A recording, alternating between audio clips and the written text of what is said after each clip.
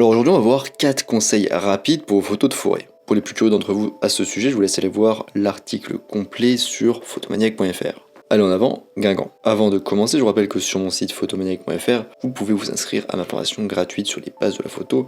Je vous invite du coup à le faire si c'est pas déjà le cas. Le premier conseil, c'est d'essayer l'orientation portrait. Les photographes de paysage ont l'habitude d'utiliser principalement l'orientation horizontale pour la majorité de leurs images. Mais lorsque vous êtes en forêt, l'orientation portrait peut parfois mieux fonctionner. Quand les grands arbres sont votre élément principal, les photos grand angle permettent de capturer une scène plus importante lorsque vous prenez du coup des photos en orientation verticale. Ça va donner à l'image une impression d'échelle et de hauteur grandiose. Le deuxième conseil, c'est d'utiliser le clair de lune pour des rendus uniques. Les forêts sont des endroits sombres qui se marient très bien avec l'heure bleue. L'heure bleue se produit entre 30 minutes et 1 heure après le coucher du soleil, voire 2 heures après, et à ce moment-là, la lumière pâle des étoiles et la faible lueur du ciel luttent pour atteindre le sol. Photographier des forêts éclairées par la lune est une chance de réaliser des photos rares. La lune, lorsqu'elle est pleine, projette une quantité surprenante de lumière sur le paysage. Ceux qui prennent des photos de lune le savent, la lune c'est lumineux. Et d'ailleurs, la lune aussi est un potentiel sujet. Lorsque vous composez une photo de forêt sous la lumière de la lune, faites en sorte que les arbres viennent compléter le ciel et non l'obstruer. Troisième conseil, prenez des photos à des angles bas en vous orientant vers la cime des arbres. Lorsque vous prenez une photo des arbres en contre-plongée, cela place le spectateur dans la forêt. Mais plus encore, les éléments pris en contre-plongée